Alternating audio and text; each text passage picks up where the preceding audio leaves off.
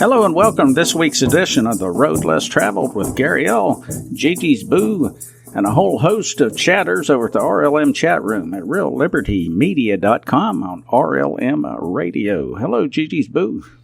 Hi, how is everybody? Yeah, how is everybody? How's everybody going out there? We were sitting here goofing around, and I was talking about something else, and Gigi hollers at me, "It's time to go live!" And everybody in the chat room says, "Time to go live!" And I said, "What?" Okay. But anyway, then she said, "Don't holler at me." I said, "I wasn't hollering at you. I was just saying, damn." I looked up and I saw that, and I said, "Where'd the time go? Where does the time go?" That's true. Where does it go? It slips away very quickly. Slide. Very easily. Very easily. Easily, yeah. Events easily, yeah. Watch the chat room. He's going to say, they said easily. But really what I was looking at, I was kind of inspired kind of looking at the chat room while we were fiddle-faddling around here. And I noticed that people were talking about shooting, you know, all that kind of stuff. One of my favorite things to do. Yeah, Gigi's Blue, and apparently in the chat room as well. And it reminded me of this really neat little flyer, I guess you'd call it, that I get in the mail from time to time. How, I'm not sure, because I want to understand why in a minute. It's from an auction company called Rock Island Auction Company. Sounds intriguing just from the start, doesn't it? But what Rock Island does is they specialize in these ungodly, unbelievably rare and ornate weapons. And if you want to check it out, you can go to, let me just put it in the chat room. That's probably easier. You can just go to that website, and you'll kind of get a feeling for what it is that they push out there. It's pretty impressive gun porn, eye candy, if you will. Gold-plated Winchesters and the limited edition and all this stuff. And some of you people might appreciate it. And if you're in the business of laundering money or hiding assets, this might be something you want to look at.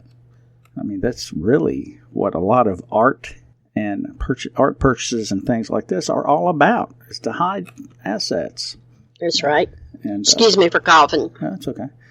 And, and there's all kinds of, if you're in the business, you have a couple $100,000 that you don't know what to do with, you can always throw it here. They'll send you a full catalog. Like I say, I still don't know how I wound up on this mailing list. But, in any case, they'll send you a full catalog for $70. Needless to say, that's a lot. Yeah, that's a bit out of my budget. Don't you think so, Bear? I know it's out of mine.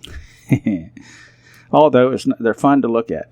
And since we have an up-and-coming gunsmith in the family, something that he might be interested in just looking at, just for fun. I always thought about going to gunsmithing school at Gigi's Boo, and it's never ever got there. I took three shots in my mind, I guess, at it, and took one visit to one school, which was really nice. But there again, you got to look at the expenses. It's not been cheap for him to go either. No, really. And you have to live in addition to pay for your classes and things, and your materials. But I always had the thought of making antique reproductions from scratch. Wouldn't that really be fun? You can go to Colonial Williamsburg. They still, I think they do. They had at least, a fully functional rifle making facility that actually built the rifles like they used to be. They beat the barrels out over a mandrel and the whole thing. And it took approximately 1,500 hours to create one rifle. I don't doubt that, because the one that my uncle is working on, it took him days. Mm-hmm. They had to build one from the very beginning. From the start. Mm-hmm. And it took a long time. It's a beautiful gun, though. Mm-hmm. Yeah, I bet it is. But yeah, you can imagine. I think at that time, this was when I actually visited there, was back in the 80s, early 80s, I guess. And at that time, it worked out to about $10 an hour to buy one. So that kind of gives you a clue about how much they cost. And imagine how much they cost now. Sure, it's a little better than $10 an hour. Courtesy of our Federal Reserve System that creates something out of nothing. Anyway. So what's going on in the chat room, GG's? What's happening out there? I see a few people in there. You got Esmo, Barman, Grimner, Moose Girl, Kate, A-List, Chelsea, Chloe, Can, Frumpy, Graham, Z, I be Don C twice, JJS999, Meisterbrow, Woody, Paul Bunyan, Rob Works, Trust No One, Vinny, Woodman. I said Woodman already, huh? Beetle, Behind the Woodshed, BTC Bob, Dima. There's GT Boo. Hi, GT Boo. Hello, Gary. Java Doctor, Jova, Owana Taco, Kozu, Mbot, Ninsun Dubois, North Force, Phantom Link, Pawn Sauce, Sock Puppet, Stats Bob, Tip Bob, and Vil. Okay, hi to everyone out there. If you're not in the chat room at reallibertymedia.com, you probably want to jump over here. Just go to the Real Liberty Media, all one word, .com. And on the front page, about halfway down, you'll see a chat app. You can put your name or put a silly name or put anything you want to in there. And just join us and say hello. Always happy to see new folks. And I keep hearing that. I heard that. What is that? I don't know. It sounds like a doorbell. Yeah, somebody's ringing the doorbell. We'll check on Atticus. He's probably pushing the doorbell. I don't know what it is. It might be something in one of these tabs I have. Hard to tell. It's pretty weird, isn't it? What's been going on with you, Gigi's Boo? Nothing in particular. Just doing a little hand engraving on glass and piddle-paddling around doing that. Got some things cut out. Got to cut out some more things to be sewing. Trying to get my sugar under control. You know, last week I was still sick from the week before. And I've had a couple, really couple of hard weeks just being sick. And just glad it's over. And I'm on the mend. Yeah. Gigi's Boo's done a lot of different stuff. Right? You got some projects, I think you mentioned already, the heat press. Yeah, I got a new heat press. Probably going next week and get everything that I need for it. And, you know, I piddle all the time. And I've said this one time and I'll say it again. Gary says he's so lucky because I never ask for diamonds and rubies and pearls and emeralds. I always ask for something to craft with or to cook with. Mm-hmm. And so that's my forte. I love to sew and love to embroidery. I love to crochet. And now I've got into the heat pressing thing. Going to do some cups and some T-shirts and pocketbooks and things. Just whatever, you know. Nothing wrong with that. Stay busy. Yeah. But Gigi Boo stays busy. She's always got something going on. And did I hear the dogs? Yeah. They're still trying to arrange their pecking order here with the new edition. Right. You might have. That sounds like Melly. Yeah, hate to say this, she's head bitch in charge. Yeah, and she's not going to let Allie get too much. And Allie's the new dog that we have, and Allie is really precious. She was just a stray. Somebody gave my uncle, and he gave her to us, and she is half lab and half pit bull, and that's a combo. And she loves water, and it doesn't matter where the water is, she's going to get in it. And so they got a little pecking order around there: who's going to eat first, and who's going to get water first, and who's going outside first. And they've got to go by that, and they're still bossing her around. And she could really step on both of them. She's a good-sized dog. She could just put a foot on one of them and say, okay, I've had enough. She's got a great temperament. She's wonderful around children. Mm-hmm. And the vet said You know, you can say this, that she's a good breed, that pets get a real bad name. And they do. And it's all in how you raise them. Yeah, I could, Graham. I could craft with diamonds and rubies and pearls, but yeah, I'd rather. And gold-plated rifles.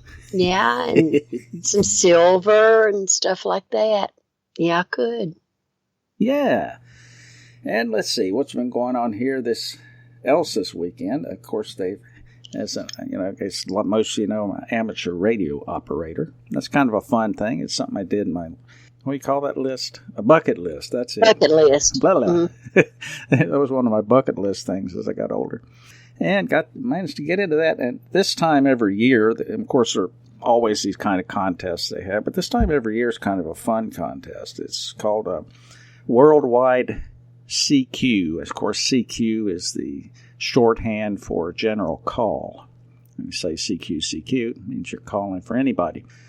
So what they have is a worldwide CQ contest. And you got people, man, really amazing. It just fascinates me. The whole radio propagation thing, it's just weird to me, because I can sit here and over this contest, and the contest runs for like 48 hours. So you have a lot of serious people. I mean, they spend tens of thousands of dollars to be on what I call professional contesters. And you get, what you get out of it, if you win, if you happen to have the high score, you'll get a plaque. They're saying, wait a minute, there's something about a cost-benefit analysis here that really doesn't work for me. So we sit here with actually there's a Facebook page by this name. It's 100 watts and a wire, just a long wire hung up in a tree or attached, not exactly hung up in a tree, but attached with a tree. And, but you can sit here with 100 watts on a wire. And at 4 and 5 o'clock in the morning, I was able to make contacts in Australia and New Zealand. I'm sitting there saying, that's 10,000 miles, give or take. That just fascinates me. I can talk in Australia and New Zealand, but I don't hear much of anything else. So what was that, Boo Boo Bear? I have no idea. Where are the sounds coming from? We got spooks. We got spooks in the computer. Spooks and Hanks. I don't know what's going on. Anyway, all that's kind of neat, though. The whole thing. It goes back to what Hal was talking about in his show, Behind the Woodshed, that runs from 3 to 5 here. And he was talking about the nature of matter. And I completely agree, and I think it is a little esoteric and all that good stuff, or whatever that word means. And we really don't understand a lot of what we think we do. We're probably our biggest enemies in how we our self-deception. And so we're out here, I'm looking at 100 watts. I mean, think about a 100-watt light bulb. Okay, how much of an area will a 100-watt light bulb light up? And it's not a real accurate comparison, but it kind of gives you the idea. 100 watts out of a wire, and now we got to think about the inverse square law, or inverse square rule, where the power is reduced as a relationship that's inverse to the square of the distance. I know it sounds really wacky, but what it basically means is it goes in all directions, and any one point out there is going to receive much less energy than was sent out. That kind of, I guess, is the best way to say it. So I'm sitting there thinking 100 watts at 10,000 miles. And you can understand what's being said. These are all voice contacts, not CW, not Morse code. And I'm sitting there saying, what? How? A lot of people take that for granted, but there's something is weird about that to me. It's just a function of our ionosphere or something. I don't know. Anyway, enough on that. Okay, what else going on? Oh, yeah, another bucket list thing. I've got to make an announcement here. Listen, what is all that, Gary? This is my drum roll. Okay, make an announcement here. After all these years, I'm now a member of the Mutual UFO Network. Oh, yay! I got my official tinfoil hat. No, that's not nice. Yeah, I got joined up with MUFON as a function of the affiliation with Suspect Sky. So that's kind of fun, and it's a practical thing because we have used MUFON's database in the past to find and locate really up-to-date and relatively reliable video coverage that people submit.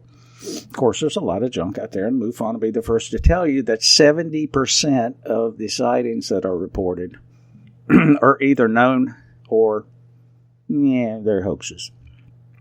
But there's 30% that are difficult to figure out. And so we try to focus on those 30%, excuse me, and go with that. So it turns out that out of fairness, using their information, we figured we'd just join up. I'd get joined up as a MUFON person. And then tying the two things of radio and MUFON together, that sounds strange. But what they have, at least one of the state organizations, Minnesota MUFON, has a weekly net meet. It's called a net meet, where people go up on the radio and talk to each other. And so I was able to get introduced to some people there. Really interesting.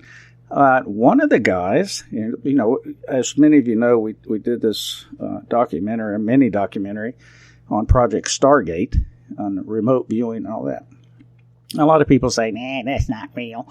But it turns out one of the guys I talked with on the net meet, he lives in New Hampshire, and he is a retired remote viewer. And he said that he's called back from time to time to do that. And he also said, yeah, Grimner, that's right, as if they weren't already, and that's a long story, but we'll just leave that where it is.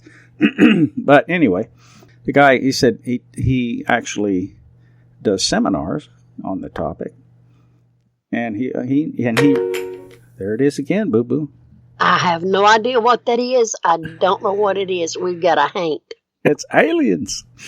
But anyway, so he said anybody can learn. So he actually does.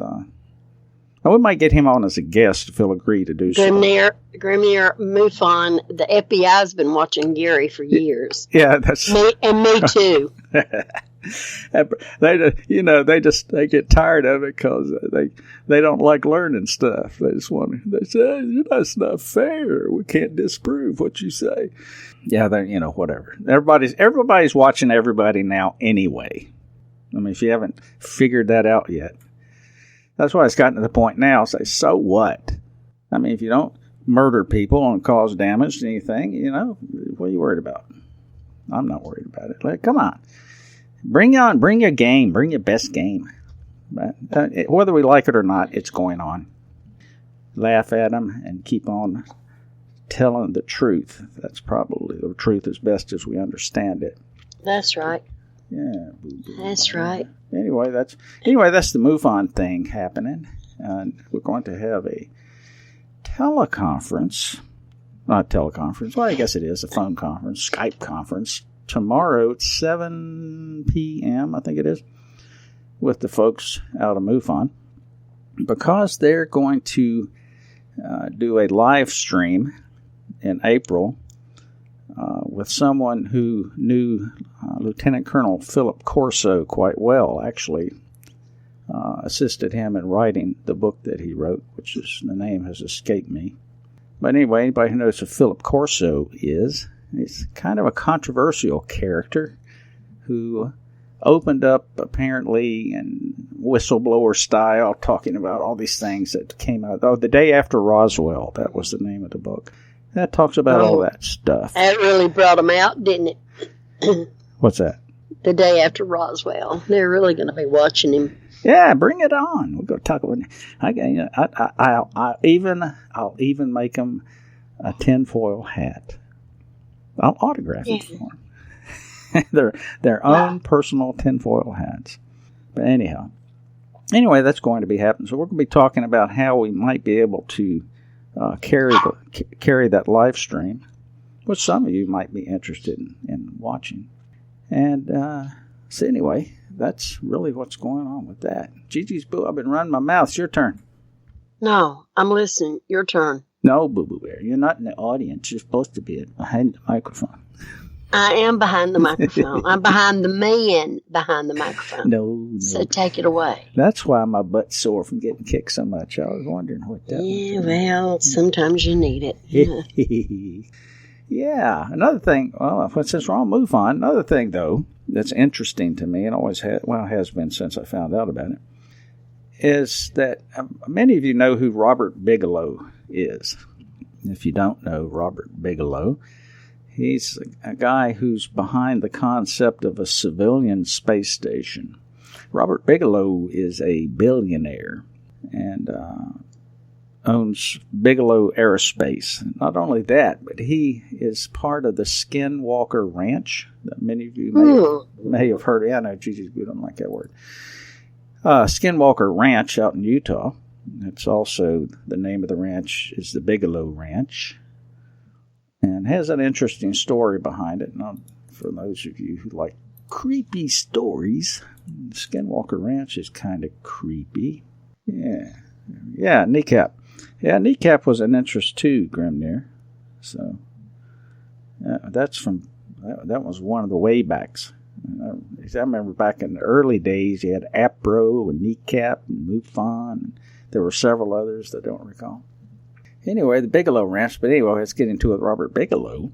He's big. He's a big contributor to MUFON, as it turns out. He lives in Las Vegas. But anyway, one of the things that he finances is a subset of MUFON field investigators that's called the STAR Team. And the STAR Team is like a special group that is assembled and sent out on to high-value events anywhere in the world. And he funds that. So that's pretty neat. I keep thinking that might be fun to get involved with at some point. Anyway, that's the MUFON thing. Gigi's Boo. Yes. Now we can get to the doggone playlist here, or the talk list, halfway through the show almost. And you wanna touch on these since it's closer to your home than? Sure. We wanted to talk a little bit about 11 native plants that grow that were used to cure everything from joint pain to cancer.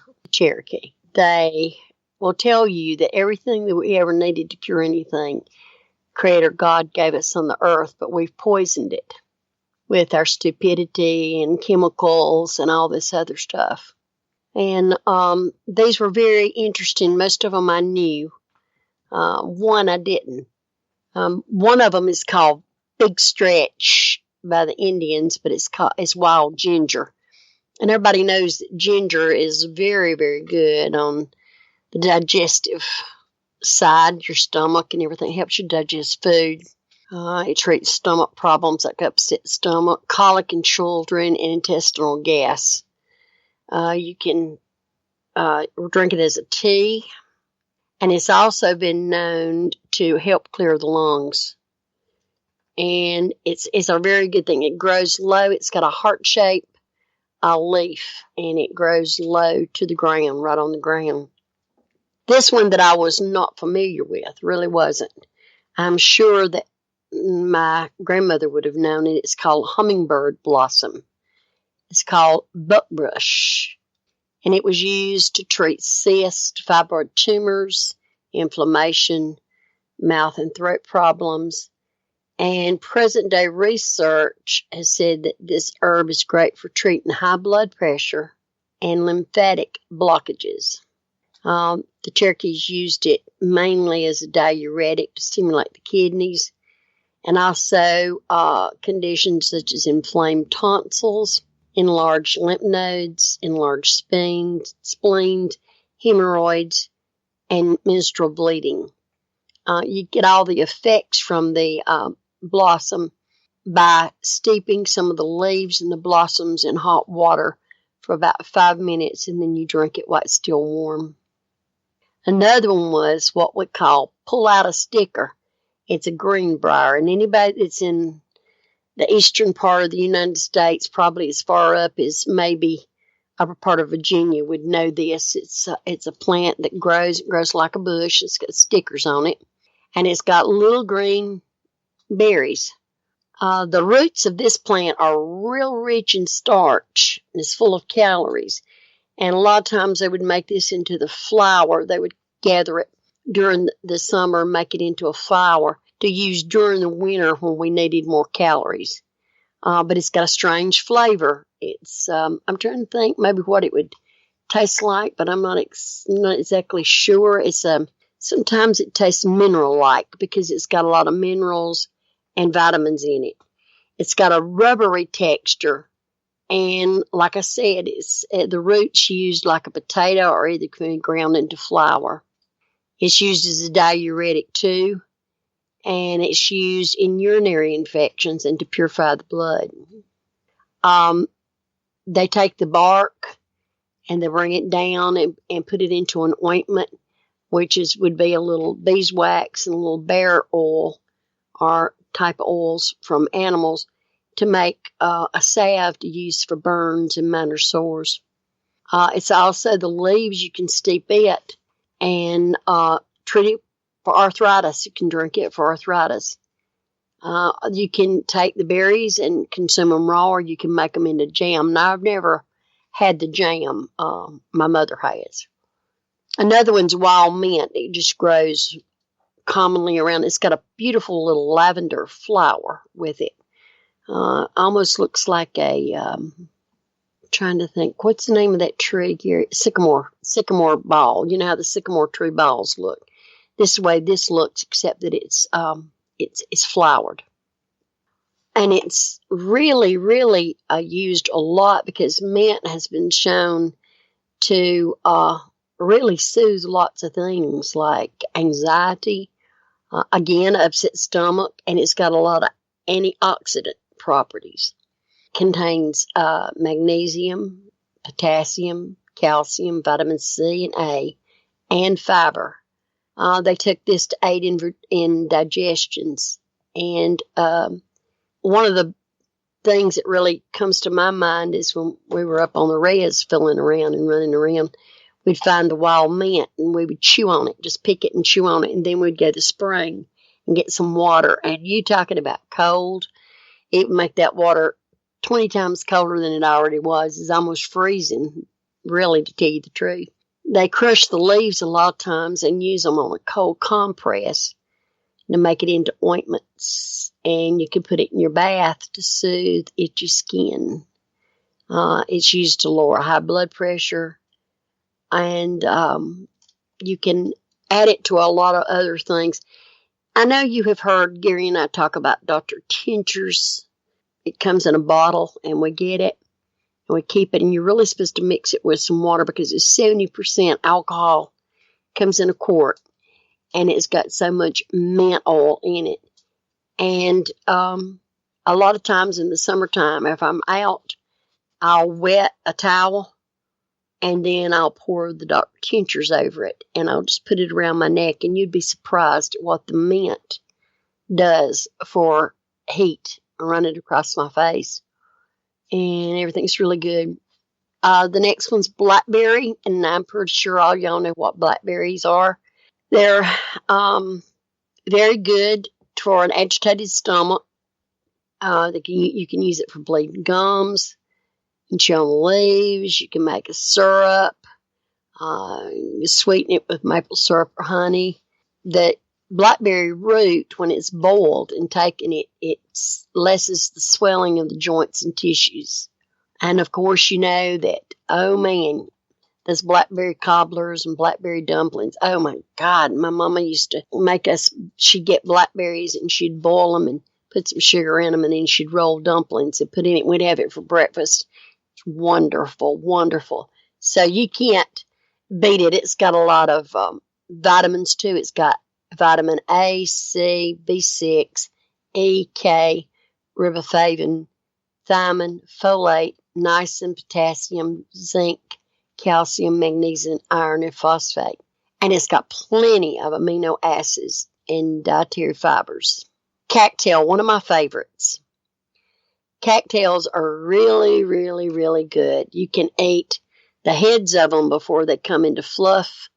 You have to get them while they're young, but you can also pull them up and you can eat the root. It has a similar taste to a potato.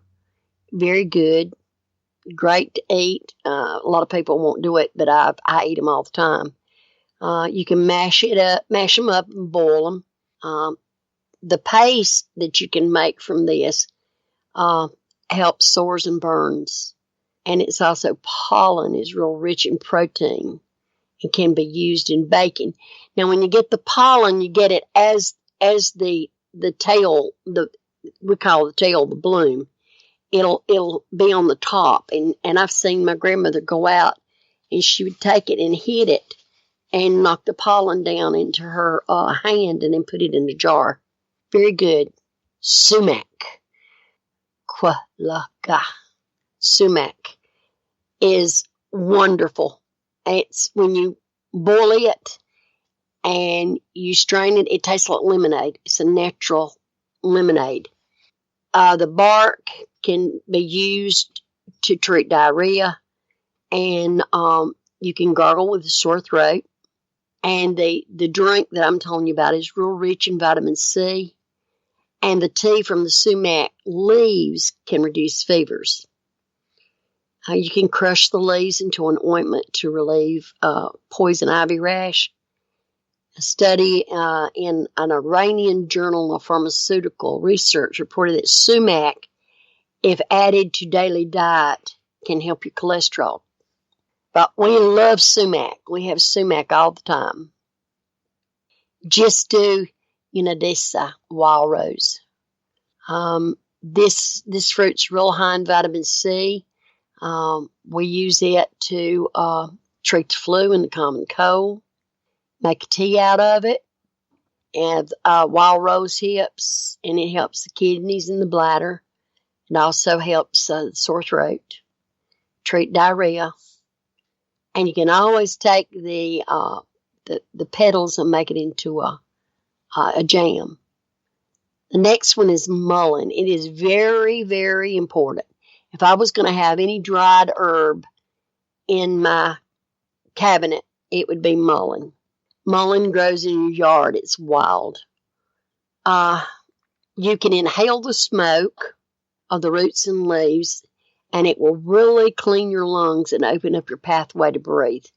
I know I had, 2 weeks ago, I had a terrible chest congestion.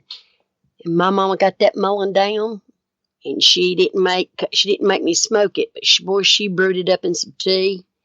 And I'm telling you, I was coughing and getting stuff up. So mullein is very, very important. Very important.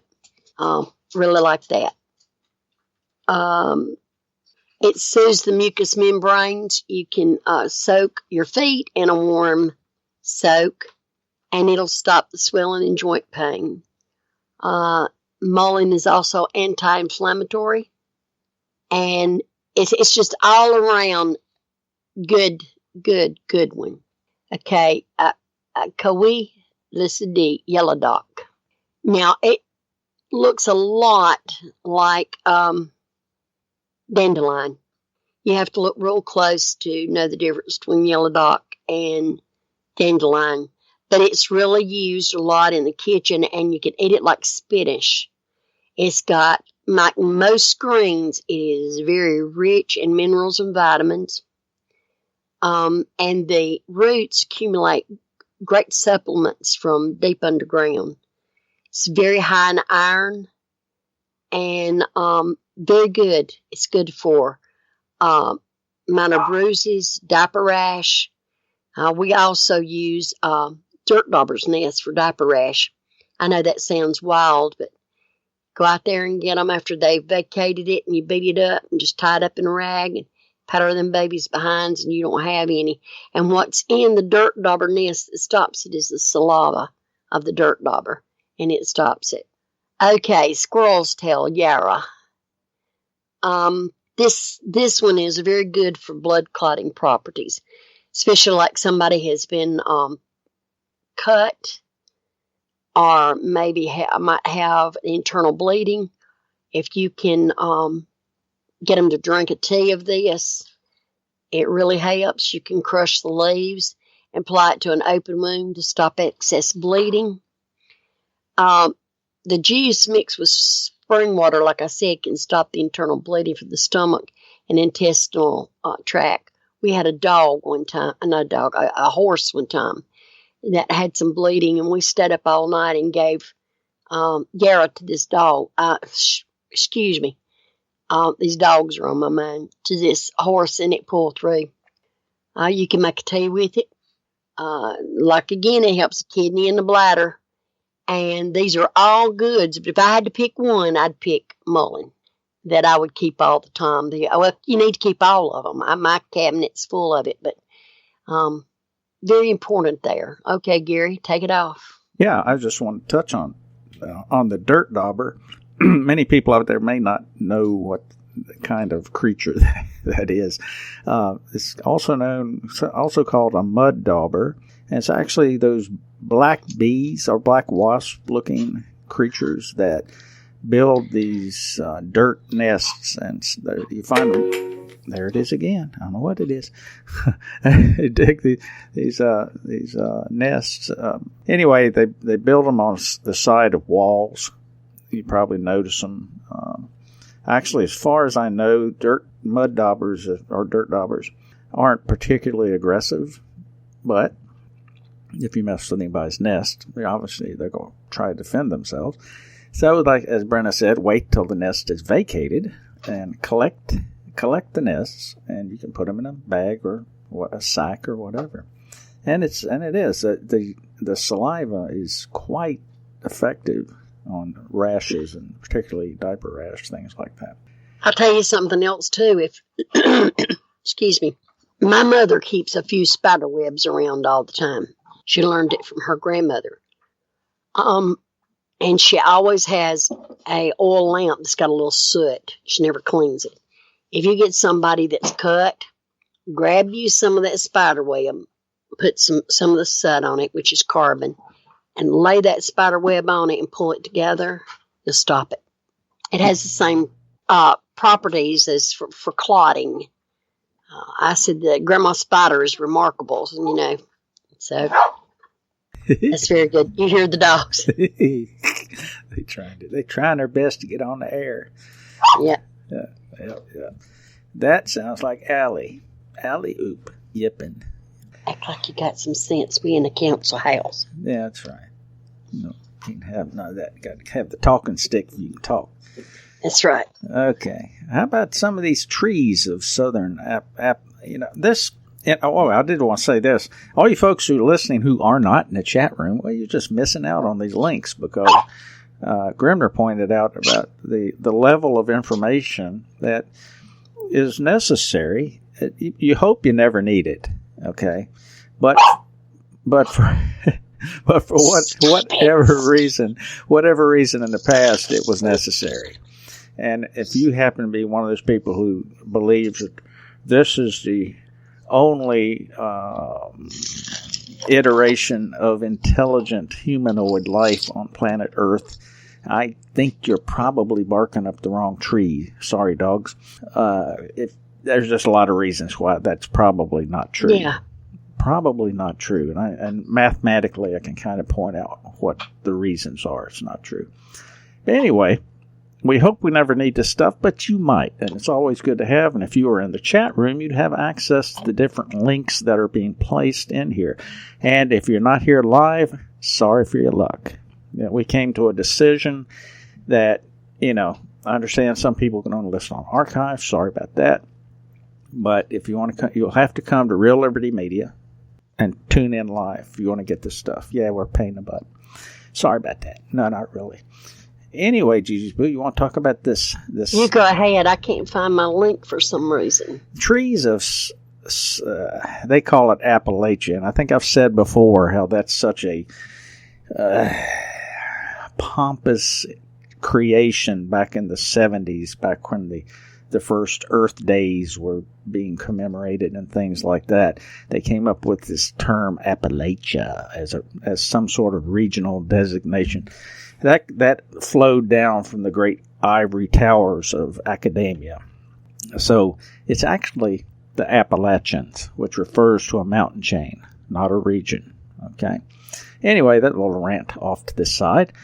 The trees of the southern Appalachians were also used for food, medicine, and craft. And it's how the Cherokees used the trees for these things. Okay, let's see where we go. I want to read the whole thing. It's just a run along. And just the introductory part is that foraging for wild foods, you need to know what you're doing. You have to have practice, knowledge, and experience on your particular landscape. And all these things are different depending on where you live.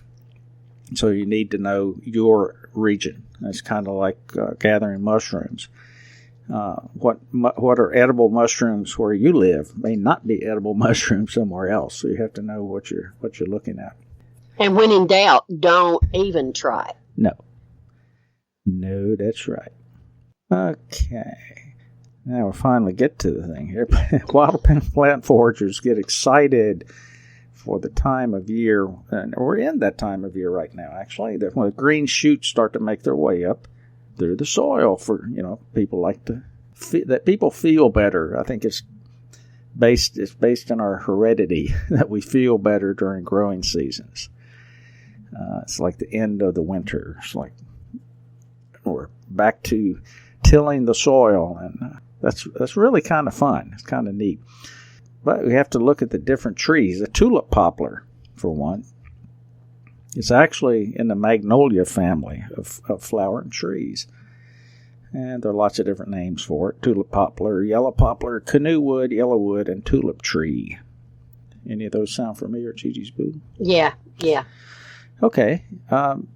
While tulip tree is not a nutritional powerhouse, it's used for craft and outdoor self-reliance. The tulip tree blooms are a main source of nectar for honeybees, which produces a dark amber honey loaded with antioxidants. So if you keep honey and tulip trees are nearby, you'll probably get some pretty good stuff out of that. The only part of a tulip tree that's known to be edible is the nectar in the flowering blooms. Okay.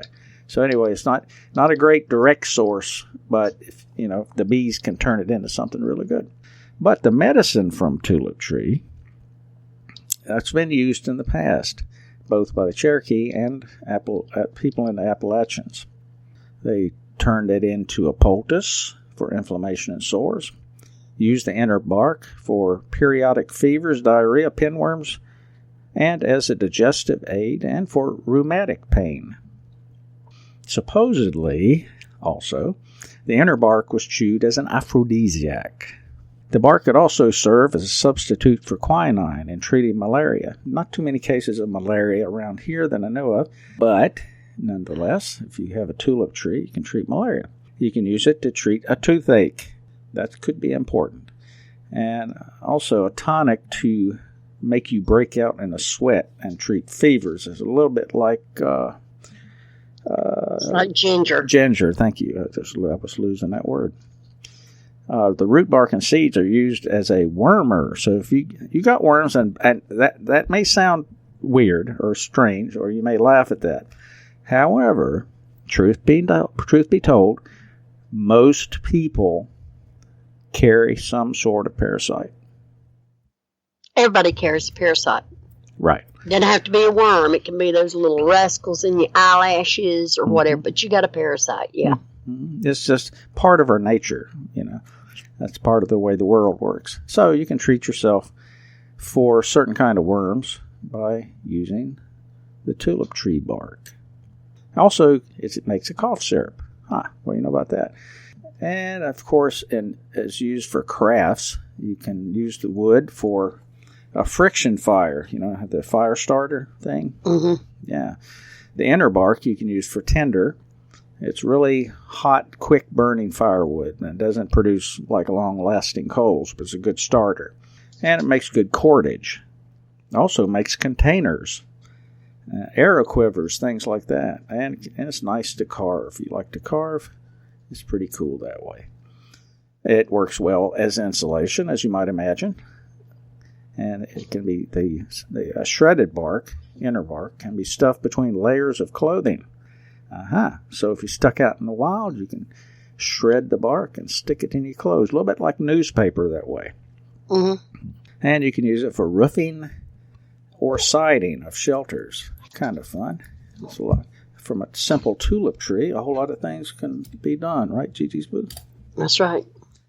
How about hickory? Now, other than... Now that's the wood of the wolf clan. Yeah. Hickory. Yeah. Other than being used to beat your butt, hickory stick. Okay. Stop. You say beat your butt and the dog hollers. Now, you know that's not true. It makes an excellent wildlife resource as squirrels and feral pigs love to eat the nut meat of hickory. Aha.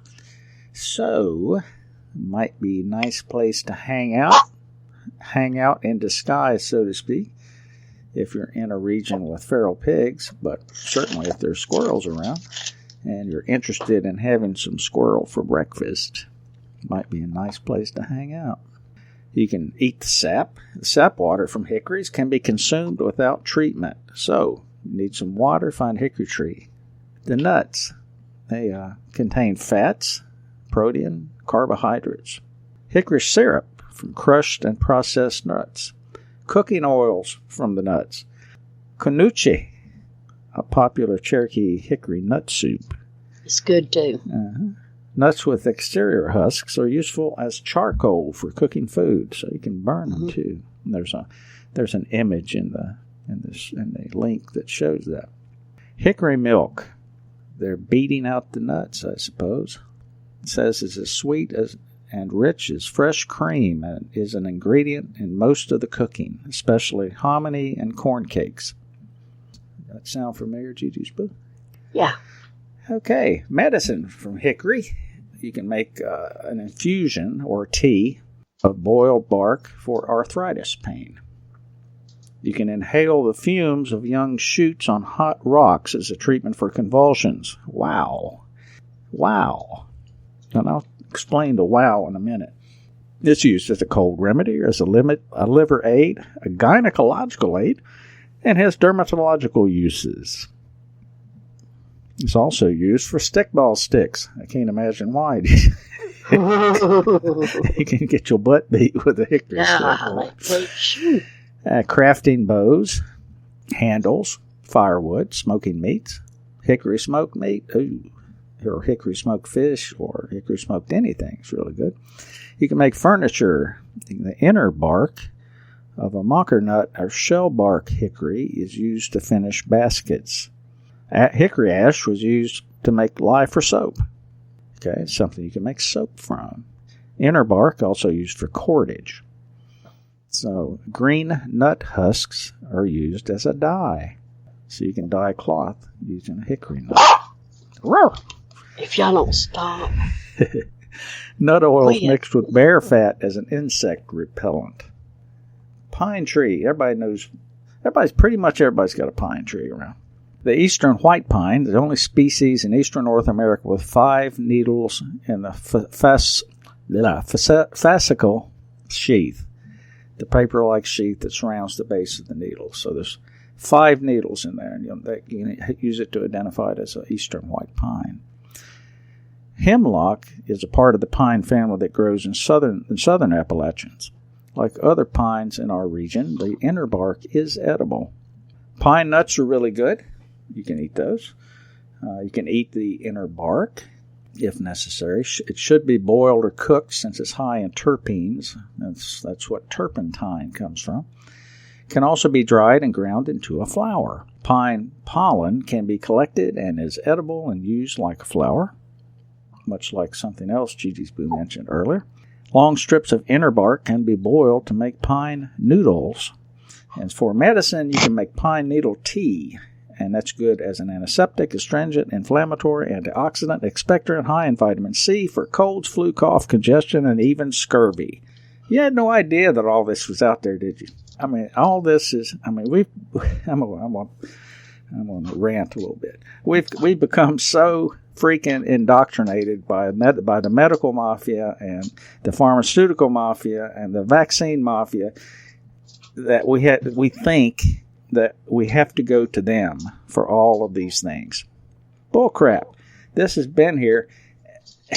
I mean, how do you think we got here to begin with? Before all these wonderful discoveries. What? Okay, end rant. Shikimic acid, I guess it is, the main ingredient in Tamiflu. Now, see, they managed to monetize the pine tree, and Tamiflu is harvested from pine needles in Asia. Pine resin can be applied for certain skin conditions. A warm poultice of pine resin will draw splinters and foreign matter from the skin. The inner bark can be fashioned as an antiseptic, a Band-Aid for cuts and scrapes. You can chew the softer sap straight off the tree like a gum for sore throats and colds. You could pre-make gum with these ingredients. Use beeswax, pine sap, and honey, and make your own medicinal gum. Of course, you can make fires with it. You can make wood shelters. It's a smoky fire, so you can use it for signaling if necessary. You can make baskets from the pine needles. You can also use the resin as a sealant. And, of course, logs for making homes or shelters. The white bark and hemlock are both good for friction fire, rubbing the sticks together, so to speak. Okay. Dyed and ground hemlock bark is used as a flower. How do we get in hemlock when we're in the pine? Oh, yeah, hemlock is one of the pines. Okay. Dried pine flower is useful when rubbed on the body to cover human scent while hunting. Aha! That could be fun. That could be interesting. Yeah, you want to cover the human scent. And there's lots of reasons why you might want to do that in an unusual circumstance. Okay, that pretty much covers that. But the reason I was saying wow a little while ago, and we've talked about this kind of sort of before, how in the world did this knowledge come to be? Now, it's completely nonsensical to me to imagine for a minute that this was the result of trial and error. I mean, people just go around eating everything and sucking everything, and who died, and who didn't. Well, that was a good thing. I don't think so. There's something more. You want to address that in our last couple of minutes there, Judy's booth? Well, it was told to our holy men, and our holy men tell us things, and how they know, they just know. Some have been taught, some haven't. Some have known it from the time that they were born. It's something that's been inbred into them. And then there's other things that I think they were here before. People were here before, and they passed it down. For instance, in my little grandmother's book, Stop It Now, we were talking about some things that she had written down. And it said, take a swallow and cut open its heart, and you'll find a white stone. And if you have a child that's having seizures, put the white stone in the left hand and hold it closed, and they will stop seizing. And Gary said, how do they know to do that? Where did they get that? And I said, I don't know. But we went over that book and read, and some of it is fascinating, what she's got down, that was handed down to her. And I'm very thankful that she wrote it down, because she handed it to Mother, who in turn is handing it to me. So, I think somebody before came and taught them. Some people want to say extraterrestrials or whatever. I don't know. Yeah. No, Cherokees didn't eat peyote. Graham.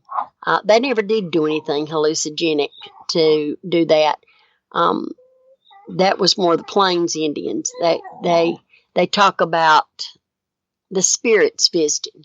What are the spirits? I don't know. I don't ask questions because it's not for me to know. It's for them to know. It's a legacy within our holy men to know these things. We don't ask those kind of questions. Yeah. And if he chooses to teach somebody, a young man or a young woman, usually it's a man, these things, then he does it. And it's not just a crypt course. It's a lifetime of learning from the time the child's little and can listen and can watch and the whole 9 yards. And there is women medicine. And the women take care of that. We had a moon hut that we went to when we had our moon. And they gave us a drink that was made out of corn. And it had to be fermented a little bit because it was rich in iron and it was supposed to leave the pain. The pain leave us. Okay, it's time. Enjoyed it. Love y'all big to my heart. Yeah, thanks for joining us this week on The Road Less Traveled. Thanks, Gigi's Boo, for sharing all that really cool stuff and really enjoyable. And we're going to continue on this topic of where did all this knowledge come from. At least we're going to take a shot at it next week. So we'll continue this in part 2 next week on The Road Less Traveled with Gary L. and Gigi's Boo. Thanks again for joining us. Take care. And anything else, Gigi's Boo? That's it. You didn't say it. I love you big to my heart, and be sure to always take the road less traveled, which I wish that these dogs had done. Okay, take care. I'll see you next week on The Road Less Traveled. Night-night.